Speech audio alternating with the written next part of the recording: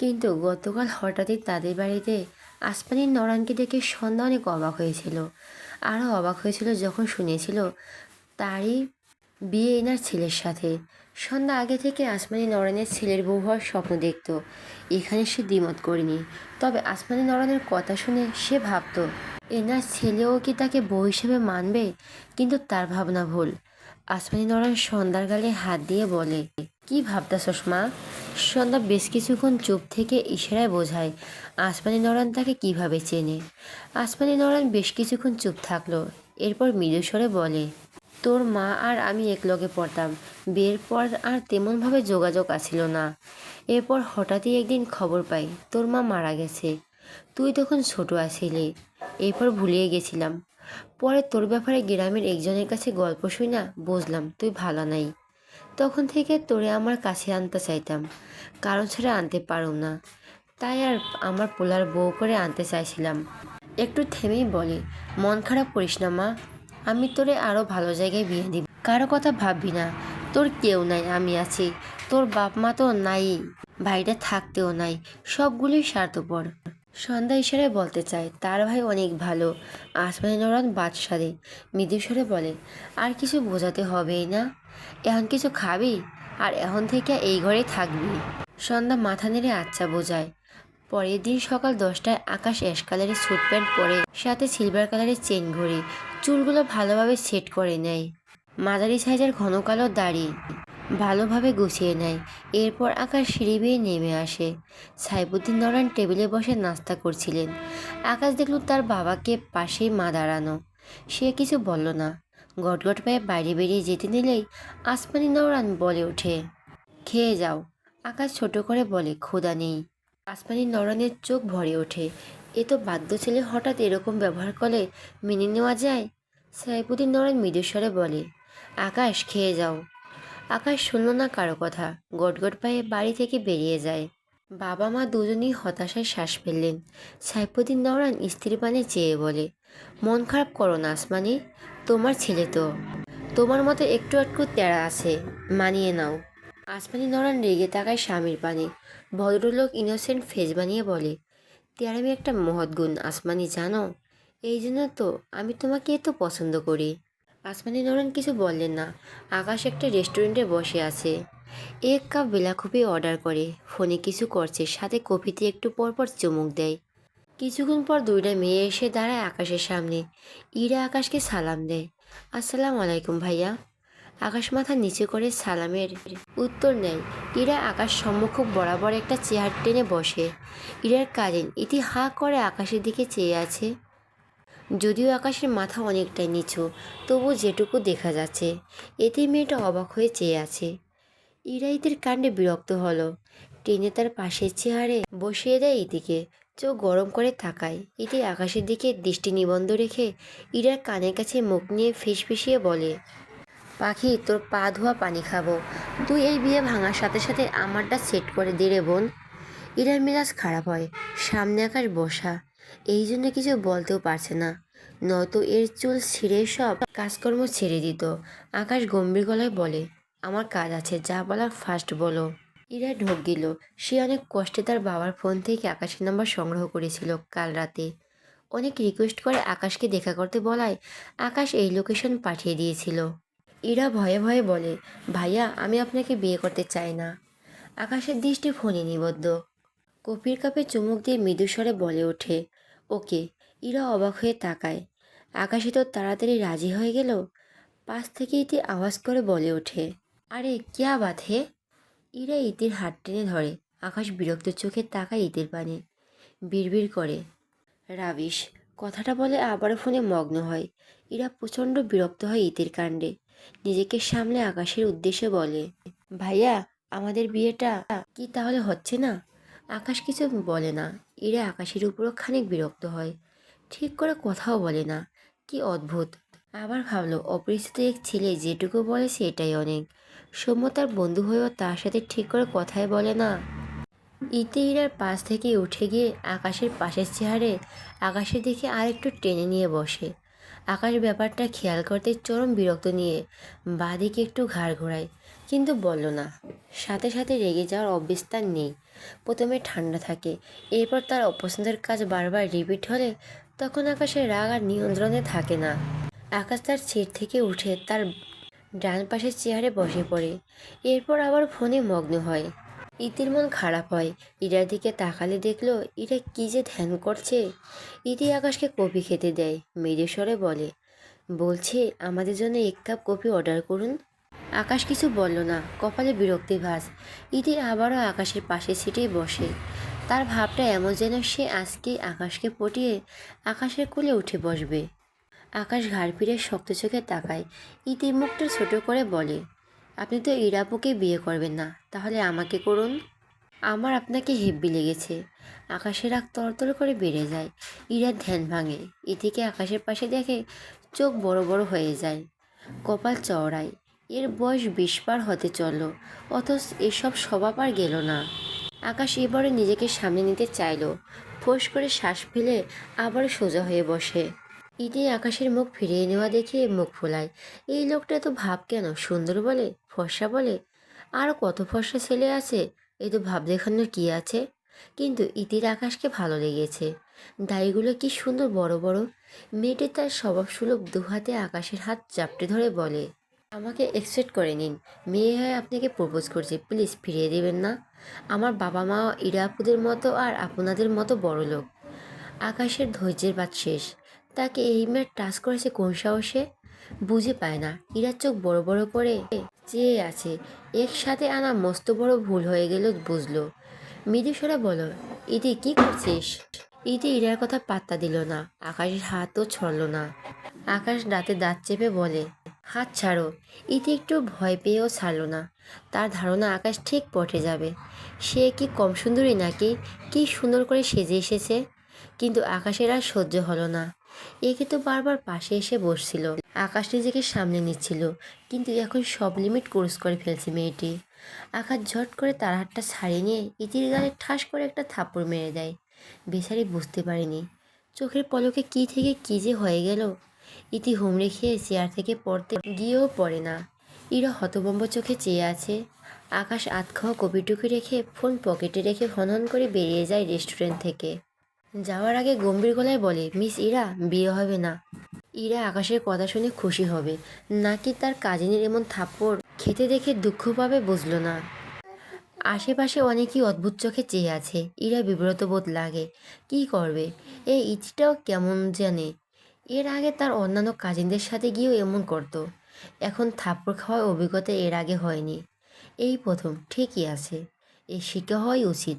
সে তার জায়গা থেকে উঠে বলে, বাড়ি যাবি না নাকি এখানে শুয়ে থাকবি? ইতি রেগে থাকা ইরার দিকে কিছু না বলে ধূপধাপ পা ফেলে রেস্টুরেন্ট থেকে বেরিয়ে যায়। ইরা একটু খারাপ লাগলো আর ভালো লাগলো বিয়ে হবে না ভেবে। ব্যাগ থেকে ফোনটা বের করে দ্রুত সুমন নাম্বারে কল করলো। ফোন রিং হয় কিন্তু রিসিভ হয় না। ইরা হতাশ হয়ে সেও রেস্টুরেন্ট থেকে বেরিয়ে যায়। আকাশ রেস্টুরেন্ট থেকে বেরিয়ে তার গাড়ি দেখে এগোলো গেলেই হঠাৎই আনিকা আকাশের সামনে এসে দাঁড়ায়। আকাশ দাঁড়িয়ে যায়, সাথে বিরক্ত চোখে তাকায়। আনিকা হেসে বলে, তুই রেস্টুরেন্টে যে ডেট করলি নাকি? আকাশ মৃদু স্বরে বলে, করলাম। আনিকার দৃষ্টি রেস্টুরেন্ট থেকে বেরিয়ে আসা ইরা দিকে পড়লে অবাক হয়ে বলে, আরে ইরা, ও এখানে? বিয়ের আগে তো ঘন ঘন মিট করলে ভুলভাল কিছু হয়ে যেতে পারে। আকাশ বিরক্ত হলো। আনিকাকে পাশ কাটিয়ে তার গাড়িতে বসে গিয়ে স্টার্ট দেয়। আনিকা কিছু বললই না। ব্যাপারটা বুঝলো না, ইরা আর আকাশ রেস্টুরেন্টে কেন। আকাশ তো এখন বান্দা নয়। কাহিনী কি? বেচারি ভাবনায় ব্যস্ত হলো। দাঁড়াও, ইরা ইতিমাত্র বাড়িতে পা রেখেছে। ঘরে যাওয়ার জন্য কয়েক পা এগোতে ইরার বাবা ইশতিয়াক আহমেদ শক্ত কণ্ঠে দুজনের পা থেমে যায়। ইতি ভীত চোখে তাকায় তার মামার দিকে। ইরা ঢোক গিলল। ইশতিয়াক আহমেদ এগিয়ে এসে ইরার সামনে দাঁড়িয়ে শক্ত গলায় বলে, কোথায় গিয়েছিলে? ইরা আমতা আমতা করে বলে, ইদিকে নিয়ে রেস্টুরেন্টে গিয়েছিলাম। ইশতিয়াক আহমেদ দাঁতে দাঁত চেপে বলে, খেতে গিয়েছিলে নাকি বিয়ে ভাঙতে? ইরা নিজেকে শক্ত করলো, অন্তঃপর দীনকণ্ঠে বলে, আমি এখন বিয়ে করতে চাই না বাবা। কথাটা বলতে না বলতেই ইশতিয়াক আহমেদ ইরার গালে কষিয়ে এক থাপ্পড় মেরে দেয়। ইরা পরে যেতে নিলে ইতি দ্রুত আগলে নেয়। রেস্টুরেন্টে এক অপরিচিত ছেলের সাথে থাপ্পড় খেয়ে বেচারি গালে ব্যথা আর অপমান দুটোই এখন বলতে পারেনি। এর মধ্যে আবার মামার হাতে তার মামাতো বোনের থাপ্পড়। ইরার মা এগিয়ে এসে বলে, ইরার বাবা কি করছো? ইশতিয়াক আহমেদ চিৎকার করে বলে, ওর পায়ে তো লম্বা হয়েছে কেন? ও কোন সাহসে বিয়ে ক্যান্সেল করতে বলেছে আকাশকে? ইরার চোখের কোণে পানি, তবে নিজেকে শক্ত রাখলো। তার বাবার দিকে ভেজা চোখে চেয়ে বলে, আমি করব না বিয়ে। আমার কেন জোর করছো? দয়া করে এসব বন্ধ করো। ইশতিয়াক আহমেদ রেগে আর একটি থাপ্পড় মারতে নিলেই ইরার মা মেয়েকে আগলে নিয়ে বলে, এ তো বড় মেয়ের গায়ে হাত তুলছো কেন? ইশতিয়াক আহমেদ রেগে বলে, ও বড় হয়েছে, এটা ওকে বোঝাও। 25 বছর পেরোতে চলো, অথচ তোমার মেয়ে বিয়ে ভেঙে ঘরে বসে থাকছে। এসব আমি মানব না। আকাশের সাথে ওর বিয়ে হবে। ইরা ভাঙা গলায় বলে, আমি কোনো আকাশ বাতাসকে বিয়ে করব না। তোমার ব্যবসায় উন্নতির জন্য আমার কেন বলির পাঠা বানাচ্ছ? ইশতিয়াক আহমেদ দাঁতে দাঁত চেপে বলে, আমি কোনো গাঁজাখোরকে ধরে আনিনি। আকাশ যথেষ্ট ভালো ছেলে, বিয়ের প্রিপারেশন নাও। কথাটা বলে বাড়ি থেকে বেরিয়ে যায়। ইরার চোখ থেকে পানি গড়িয়ে পড়ে। তার মাকে জড়িয়ে বিড়বিড় করে, মা আমি বিয়ে করতে পারবো না, প্লিজ বাবাকে বোঝাও মা। ভদ্রমহিলা হঠাৎ চোখে চেয়ে রইল। তিনি মাঝ নদীর মাঝে। তার স্বামীকে যেমন কিছু বলতে পারে না, তেমন মেয়ের জন্য মন কাঁদে। ইরা বেশ অনেকক্ষণ ঘরে বসে একা একা নীরবে চোখের জল ফেলছে। এরপর রেডি হয়ে ভার্সিটির উদ্দেশ্যে বেরিয়ে যায়। বাবা বাসায় নেই, থাকলে হয়তো তাকে আর বেরোতে দিত না। ঢাকা ভার্সিটির কার্জন হল চত্বরে রিক্সা থামায় এরা। গাড়ি দিয়ে সবসময় চলাচল করে, তবে সুযোগ পেলে রিক্সায় ওঠার লোভ সামলাতে পারে না এরা। আশেপাশে তাকিয়ে কাউকে খুঁজতে খুঁজতে এগিয়ে যায় সামনের দিকে। মাঠের এক কোনায় সৌম্যকে দেখে এরা এক প্রকার দৌড়ে যায় সৌম্যর দিকে। সৌম্যর পাশে গিয়ে এরা বসে, কিন্তু সৌম্য ইরার দিকে তাকালো না। ইরা মন খারাপ করে বলে, সৌম্য তুই আমার কল রিসিভ করলি না কেন রে? আমি ভাবলাম তুই টিউশনে। সৌম্য কিছু বলল না, যেন শুনতেই পায়নি। ইরা সৌম্যকে টাচ করতে গিয়ে হাত গুটিয়ে নিল। সৌম্য এসব পছন্দ করে না। আগে চেয়ে আর একটু জোরেই বলে, সৌম্য তোর কি কিছু হয়েছে? সৌম্য হঠাৎই ঝাঁকি দিয়ে ওঠে। ইরা অবাক হয়ে বলে, সৌম্য আমি। সৌম্য ইরাকে একবার দেখে চোখ সরিয়ে নিতে গিয়েও আরেকবার তাকালো, আবার 1 সেকেন্ডের মাঝে চোখ সরিয়ে নিল। দীর্ঘশ্বাস ফেলে।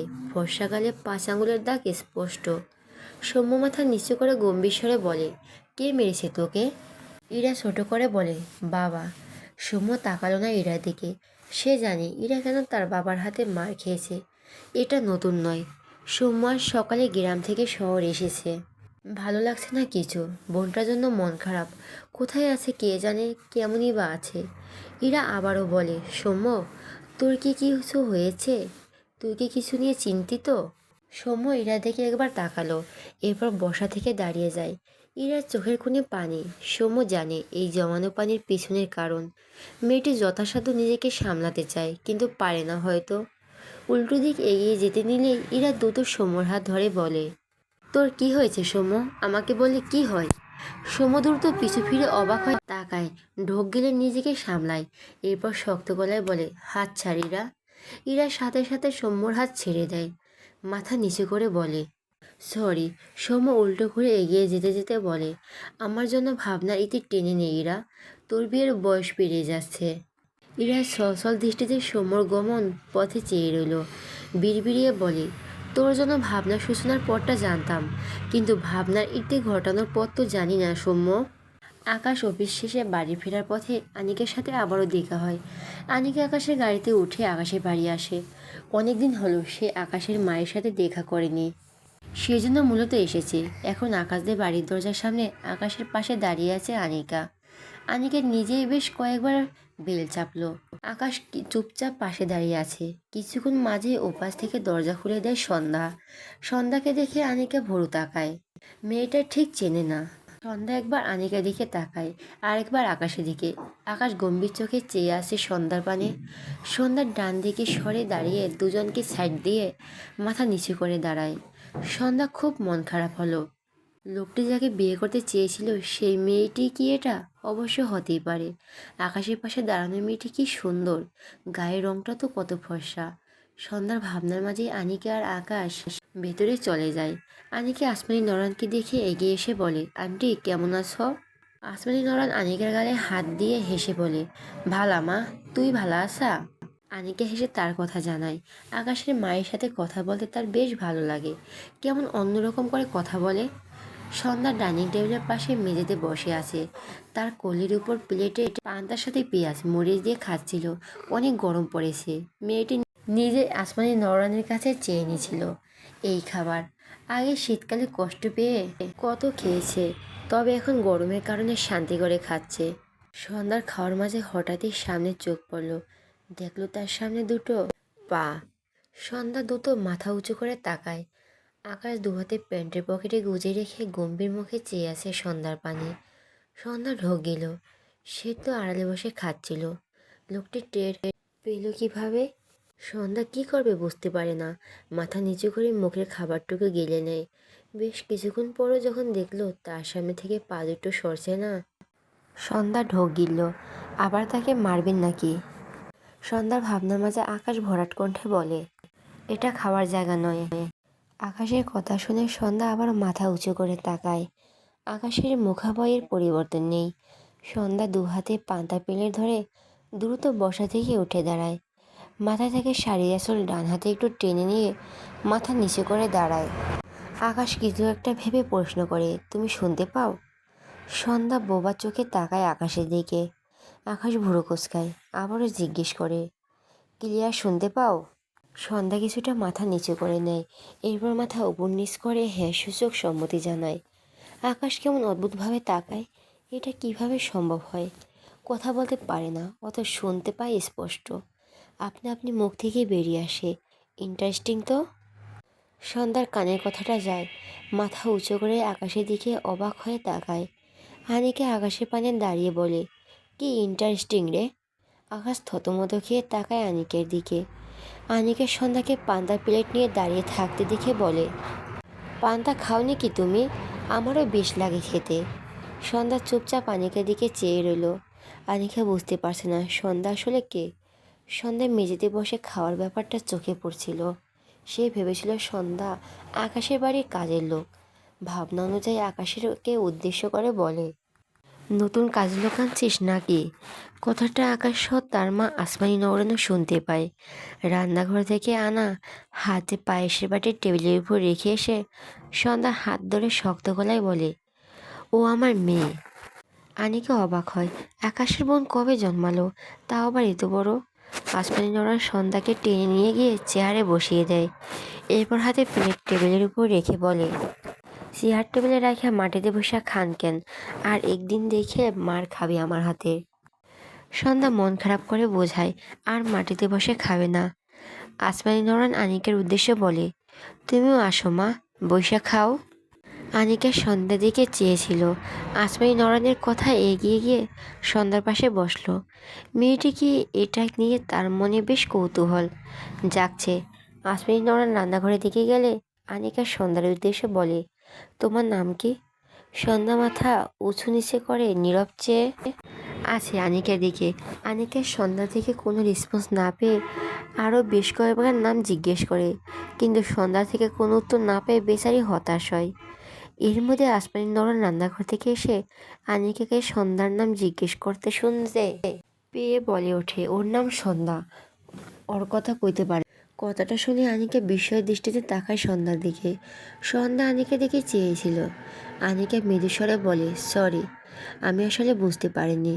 সন্ধ্যা মাথা নেড়ে মৃদু হাসলো। সামনে তাকালে দেখলো আকাশ তার দিকেই চেয়ে আছে। সন্ধ্যার বিব্রত লাগে। মাথা নিচু করে বাকি খাবারটুকু খাওয়ায় ব্যস্ত হয়। আসমানি নওরান আকাশের দিকে তাকিয়ে বলে, আকাশ, একবার আমার ঘরে আইসো তো। আকাশ মৃদু স্বরে বলে, আচ্ছা। আকাশ মূলত সন্ধ্যাকে সেদিন মারা থাপ্পড়ের জন্য ভীষণ অনুতপ্ত বলা যায়। ব্যাপারটা ভাবতেই কেমন যেন বিরক্ত হয় নিজের উপরই। মেয়েটি কথা বলতে পারে না, তার উপর সে মেরেছে, এই ব্যাপারটা সে নিজেই মানতে পারছে না। প্রয়োজন পড়লে সে বেহিসাব থাপ্পড় সহ আরও বহু শাস্তি দিতে জানে, যেমনটা আজ রেস্টুরেন্টের মেয়েটিকে থাপ্পড় মেরেছে। তবে সে এক বিন্দু অনুতপ্ত নয়। কিন্তু সন্ধ্যার ব্যাপারটা তার ভীষণ গিল্টি ফিল হচ্ছে। এখন উপায় কি? সরি বলে দেওয়া? কথাটা ভাবতেই কেমন একটা তিতকুটে অনুভূতি হওয়া আপনা আপনি ভিতর থেকে চলে এলো। অসম্ভব, এসব শব্দ সে উচ্চারণ করবে, একদমই সম্ভব না। সন্ধ্যা তার খাবার শেষে হাতের প্লেট নিয়ে রান্নাঘরের দিকে যায়। আনিকা সন্ধ্যাকে দেখছে আর একটু একটু করে পায়েস খাচ্ছে। পায়েস তার বেশ পছন্দের, কিন্তু সে মনোযোগ দিয়ে খেতে পারছে না। আকাশের মা নিজের মেয়ে বলে পরিচয় দিল মেয়েটিকে, বেচারি এই ভাবনায় ব্যস্ত। আনিকা চেয়ার থেকে উঠে আকাশের সামনে দাঁড়িয়ে কৌতূহলী হলে প্রশ্ন করে, ওই মেয়েটা তোদের কে হয়? আকাশ বিরক্ত চোখে তাকায়। আনিকার পাশ কাটিয়ে তার মায়ের ঘরের দিকে যেতে নিলেই আনিকা আকাশের হাত টেনে ধরে আর বলে, যা, এ তো কৌতূহলে থাকতে পারি না। আকাশ রেগে তাকায় আনিকার দিকে, দাঁতে দাঁত চেপে বলে, থাপ্পড় খাবি, হাত ছাড়। আনিকা কিছু বলতে গিয়েও দেখলো তার সামনে সন্ধ্যা দাঁড়িয়ে তাদের দিকে কিভাবে যেন তাকিয়ে আছে। সন্ধ্যার দৃষ্টি অনুসরণ করেই তাকালো, দেখলো সন্ধ্যা তার হাতে আকাশে ধরা হাতের দিকে চেয়ে আছে। আনিকা ভুরু কুচকায়। আকাশ ঝাড়া মেরে তার হাত ছাড়িয়ে নেয়, চিবিয়ে চিবিয়ে বলে, মুড ভালো আছে আর বেশি গেলে। কথাটা বলে উল্টো ঘুরল সন্ধ্যাকে দেখে, ভুরু কুচকে তাকায়। কিছু বলল না, বড় বড় পা ফেলে সন্ধ্যাকে পাশ কাটিয়ে তার মায়ের ঘরের দিকে যায়। আনিকা পিছন থেকে বলে, আরে ভাই, আমার বহু সুন্দর এক জামাই আছে, ওকে রেখে তোকে নিয়ে ভাবার টাইম নেই আমার। হ্যাঁ, স্বর্ণকার দিয়ে সোনা চুরি করলেও এমন ছ্যাদ করে ওঠে না, আর একে টাচ করলে যে চামড়ায় ঝলসে যায়। কথাগুলো বলে সন্ধ্যার দিকে তাকায়, দেখলে সন্ধ্যা কেমন অদ্ভুতভাবে চেয়ে আছে তা দেখে। আনিকা মেকি এসে বলে, তুমি আন্টি মেয়ে হলে হিসাব মতে তুমি আকাশের বোন, পেট থেকে বের না হয়ে মেয়ে হওয়া এটা কোনো ফ্যাক্ট না, কিন্তু তোমার ভাইটা একদম সুবিধা না, বুঝলে, শুধু অসুবিধা দিয়ে ভরা। কথাগুলো বলে থামে আনিকা, ভাবলো মেয়েটি হয়তো তার কথা শুনতে পায়নি, এগিয়ে গিয়ে চেয়ারে বসে বাকি পায়েসটুকু খাওয়ায় মনোযোগী হয়। আসমানি নওরান তার আলমারি থেকে বেশ কয়েকটি কাগজ বের করে আকাশের দিকে বাড়িয়ে দিয়ে বলে, এগুলো তোমার কাছে রাখো। আকাশ হাতের কাগজগুলোর দিকে চেয়ে অবাক হলো। বেশ কয়েকটি মোটা অঙ্কের চেক, তার মধ্যে একটি পুরো 15 লাখ টাকার চেক থেকে টাকা উঠানো হয়েছে। আকাশ বিস্ময় দৃষ্টিতে তার মায়ের দিকে তাকায়। আসমানি নওরান আঞ্চলিক ভাষায় কথা বলেও তিনি বেশ শিক্ষিত। ভদ্রমহিলা অনার্স কমপ্লিট, এরপর আর পড়েনি তিনি। আকাশ অবাক হয়ে বলে, এ তো টাকা উঠিয়ে কী করছো মা? আসমানি নওরান মৃদুস্বরে বলে, আমার দরকার ছিল। আকাশের রাগ হয়, মানে তার মা এসব কী শুরু করছে? একটার পর একটা কাজ করছে, কোনটা উল্টো তো কোনটা সোজা।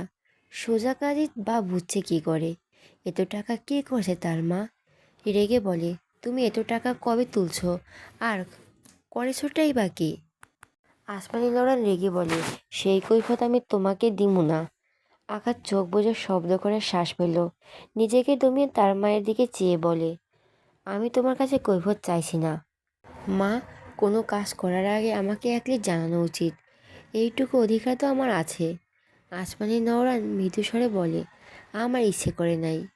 আকাশ হাতে থাকা কাগজগুলো হাতের মুঠোয় দলা পাকালো। এ তো রাগ লাগছে তার, রেগে মেগে দলা পাকানো চেকগুলো ছুঁড়ে ফেলে চেঁচিয়ে বলে, আমারও তো ইচ্ছে করছে না এসব ফালতু কাগজ আমার কাছে রাখতে। কথাটা বলে হনন করে ঘর থেকে বেরিয়ে যায়। আসমানি নওরানের খারাপ লাগলো, আবার নিজের দিকটাও ভাবলো। আসলে আকাশকে বলা উচিত ছিল তার, তার ভুলের জন্য এই আকাশটা কেমন হুটহাট কেমন উদ্ভট আচরণ করছে। আসমানি নওরানের রুমের পাশে রুম সন্ধ্যার। সে তার রুমে যাওয়ার সময় আকাশের মুখে টাকার কথাগুলো শুনতে পেয়ে দাঁড়িয়ে যায়। সে আলো বুঝলো না এসবের কারণ, তবে সন্ধ্যার অবাক লাগে, এই ভদ্রমহিলা অনেক ভালো, অন্তর তার সাথে তো অনেক ভালো ব্যবহার করে। তার সৎমা এমন ভালো মানুষের হাতে তাকে তুলে দিল কেন? সে তো পারলে সন্ধ্যাকে জাহান্নামে পাঠাতে চায়। আর তার বাবা, তার মা মারা যাওয়ার সাথে সাথে তার বাবা হারিয়ে গেছে, সে শুধু সকাল আর শয়ন এর বাবা হয়ে গিয়েছে। তার আর সৌম্য ভাইয়ের ভুলে গিয়েছে। মা মারা গেলে বাবারা বুঝি এমনই স্বার্থপর হয়ে যায়। কথাগুলো ভাবতে গিয়ে কখনো যে চোখ জোড়া ভরে উঠল মেয়েটির। সন্ধ্যা মাথা নিচু করে দাঁড়িয়েছিল, হঠাৎই জোরে সোরে এক ধাক্কা খেয়ে ঠাস করে মেঝেতে পড়ে যায়। আকাশ তার মায়ের ঘর থেকে বেরিয়ে কোন দিকে তাকায়নি, হনন করে বেরিয়ে যাচ্ছিল। হঠাৎই সন্ধ্যার সাথে ধাক্কা খায়। সন্ধ্যা তো উল্টো পড়েছেই, আকাশ নিজেও তার সামলাতে না পেরে সন্ধ্যার উপরই ঠাস করে পড়ে যায়। সন্ধ্যা আকাশ দুজনেই হতভম্ব হয়ে যায়। এমন অনাকাঙ্ক্ষিত ঘটনা কারো ধারণাই ছিল না। আকাশ সন্ধ্যার দিকে তাকালে সন্ধ্যার ভেজা চোখ জোড়া তার দৃষ্টিতে পড়ে। সন্ধ্যা কথা বলতে পারে না। ঢোক গিলে দুহাত আকাশের বুকে রেখে আকাশকে ঠেললে আকাশ অদ্ভুতভাবে তাকায় সন্ধ্যার দুহাতের দিকে। সে এখনো সন্ধ্যার উপর বুঝতে পেরে বিড়বিড় করে, শিট। এরপর ধরপড় করে উঠে দাঁড়ায় সন্ধ্যার উপর থেকে। সন্ধ্যা স্বস্তির নিঃশ্বাস ফেলে। সেও মেঝে থেকে দ্রুত উঠে দাঁড়াতে গিয়ে চোখ মুখ উচকে নেয়। কোমরে বেশ ব্যথা পেয়েছে, তবে সেসব পাত্তা দিল না, বরং তাড়াতাড়ি করে উঠে দাঁড়ায়। এরপর কোনো দিকে না তাকিয়ে এক প্রকার দৌড়ে তার ঘরের দরজা আটকে দেয়। আকাশ তীক্ষ্ণ চোখে দেখল সন্ধ্যার প্রস্থান। পাশ থেকে আনিকা ভাবুক ভঙ্গিতে বলে, আন্টি বলল সন্ধ্যা তার মেয়ে, হিসাব মদের সন্ধ্যা তার বোন। কিন্তু বোনের সাথে এমন রোমান্টিক মোমেন্ট ক্রিয়েট হয়ে যাচ্ছে কেন বুঝলাম না। আকাশ ধমকে বলে, তখনকার থাপ্পড় এখন খেতে না চাইলে মুখ বন্ধ রাখ। ঘরের ভিতর থেকে আসমানি নয়ন বেরিয়ে এসে বলে, এখানে কি পড়ার শব্দ হইল? আকাশ কিছু না বলে সিঁড়ি বেয়ে উপরে উঠতে থাকে তার ঘরের দিকে। আনিকে মৃদু হেসে বলে, আকাশ পড়ে গিয়েছিল আন্টি। তোমার ছেলের শরীরে মনে হয় পুষ্টির অভাব পড়েছে, একটু বেশি বেশি খাওয়াই হতো। আসমানি নয়ন হাসলো। তিনি ভাবলেন আনিকা মজা করছে। আনিকের বাবা আর আকাশের বাবা বিজনেস পার্টনার। তবে আকাশ তার আনিকের বন্ধুত্ব তাদের বাবার জন্য নয়, বরং কলেজ লাইফ থেকে। আকাশ আনিকা সহ তাদের আরও দুজন একটা ফ্রেন্ড সার্কেল ছিল। তখন থেকেই সবাই বেশ ভালো ফ্রেন্ড। বাকি দুজনের খোঁজ পাওয়া যায় না। আনিকারই একটু আকাশের বাড়িতে একটু একটু যাওয়া আসা হয়। সন্ধ্যা পেরিয়েছে, প্রকৃতিতে হালকা দিনের আলো এখনো বিদ্যমান। এরা কার্জন হলের সামনে মাঠে বসে আছে, দুহাঁটু জমা করে তার উপর চিবুক ঠেকে মলিন মুখে চেয়ে আছে। তার কিচ্ছু ভালো লাগে না। সকালের পরপর সময় চলে গেল। ইরাও বাড়ি চলে গিয়েছিল, কিন্তু ওই আনিশার বাড়িতে ইরার মন টিকে না। তাই বিকেলে আবারও এই ফাঁকা জায়গাটায় এসে বসেছে। সৌম্য নাম্বারে কল করছিল, সে কল রিসিভ করে নাই। ইরা জানে সৌম্য ইচ্ছে করে তার কল রিসিভ করে না। সৌম্য তাকে ইচ্ছে করার কত শত অবহেলা করে, সেসবের হিসাব কষে শেষ করা যাবে না। ইরার খুব মন কাঁদে। ভাবনার কথাগুলো আসতেই ইরার চোখের কোণে পানির কণা জমে। ইরা হঠাৎই পেছন থেকে সৌম্যর শক্ত কণ্ঠ ইরা ঝাঁকি দিয়ে ওঠে। সৌম্য দাঁতে দাঁত চেপে বলে, এখনো এখানে বসে আছিস কেন? থাপ্পড় খাবি? ইরা পিছু ফিরে সৌম্যর দিকে চেয়ে বলে, তুই যা, আমার ভালো লাগছে না এখানে কিছুক্ষণ থাক। সৌম্য আশেপাশে তাকায়। এসব জায়গায় মেয়েদের জন্য ছেপ, এইসব জানে না। রেগে বলে, এখনই বাড়ি যাবি তুই? এসব জায়গায় সেভ নয়, জানিস না? ইরা গাঁটটি মেরে বসে থাকে, বলে, আমার জন্য কেন ভাবিস তুই? সৌম্যর বিরক্ত লাগে। রেগে বলে, ইরা এমনিতে আমার মন মেজাজ কোনোটাই ভালো নেই, ওঠ এখান থেকে। ইরা মাঠ থেকে উঠে সৌম্যর সামনে দাঁড়ায়, অনুরোধের সুরে বলে, তোর কি হয়েছে আমাকে বলছিস না কেন সৌম্য? তোর প্রবলেম সলভ করতে আমি হেল্প করতে পারি না? সৌম্য কিছু বলে না। তার ডান হাতে ইরার বাঁ হাতের কবজি ধরে সামনের দিকে এগিয়ে যায়। ইরা অবাক হলো। সৌম্যর পিছু পিছু যায় আর তার ধরে রাখা সৌম্যর হাতের দিকে চেয়ে থাকে। মুখে একটুখানি হাসি ফুটল, তবে তা মিলিয়ে গেল। সে জানে সৌম্য একদিন তার থেকে হারিয়ে যাবে। সে সবসময় তার থেকে পালিয়ে বেড়ায়। সৌম্য কিছুটা হেঁটে গিয়ে একটা রিক্সা দাঁড় করায়। ইরাদের বাসার চাংখারপুর পর্যন্ত ভাড়া মিটিয়ে দিয়ে ইরার উদ্দেশ্যে ছোট করে বলে, রিক্সায় ওঠ। ইরা কথা বাড়ালো না, চুপচাপ রিক্সায় উঠে বসলো। সৌম্য গম্ভীর গলায় বলে, চেপে বস। ইরা অবাক হয়ে তাকায়। সৌম্য তার সাথে যাবে? যখন তারা শুধু বন্ধু ছিল তখন কত একসাথে বসেছে, কিন্তু হঠাৎই কেন যেন তাদের মধ্যে একটা প্রাচীর তৈরি হয়ে গিয়েছে। সৌম্যও তাকে অ্যাভয়েড করতে শুরু করে। দীর্ঘশ্বাস ফেলে ডান দিকে একটু চেপে বসে। সৌম্য রিকশায় উঠে বসে, এরপর মৃদুস্বরে বলে, মামা চলো। ভদ্রলোক রিক্সা চালানো শুরু। ইরা দুহাত জমা করে রাখে। রিক্সা ঝাঁকানিতে সৌম্যর হাতের সাথে ইরার হাতে ধাক্কা লাগে। সৌম্য খুব স্বাভাবিকভাবে বসে আছে, দৃষ্টির সামনে রাস্তার পানে। আবার একটু পরপর ফোনে কিছু করছে। ইরা মাঝে মাঝে আর চোখে সৌম্যর দিকে তাকায়। শ্যামবর্ণের ছেলে সৌম্য। ইরার চোখে সৌম্যকেই ধরে। হাজারো ফর্সা ছেলেদের ভিড়ে বারবারই ইরার চোখ আটকে যায় শ্যামবর্ণের সৌম্যতে। সৌম্যর চোখ দুটো বেশ সুন্দর, চোখে লাগে ভীষণ। প্রথম যেদিন সৌম্য তাদের বাড়িতে গিয়েছিল সেদিন তার মা সৌম্যকে দেখে মন্তব্য করেছিল, ছেলেটির চোখ দুটো যেন মনে হয় আট করা। ইরা ভীষণ হেসেছিল সেদিন তার মায়ের কথায়। সৌম্য বিব্রত বোধ করছিল। ইরা কত মজা করছিল সৌম্যর সাথে। সৌম্য রেগে যাচ্ছিল কিন্তু কিছু বলতে পারছিল না। সেসব দিনগুলো কেমন যেন হারিয়ে গেল। দীর্ঘশ্বাস ফেলে মেয়েটি। সৌম্য ঘেমে গিয়েছে বুঝতে পেরে ইরা সৌম্য দিকে টিস্যু বাড়িয়ে দিলে। সৌম্য তা ফোনে দৃষ্টি রেখেই বলে, লাগবে না।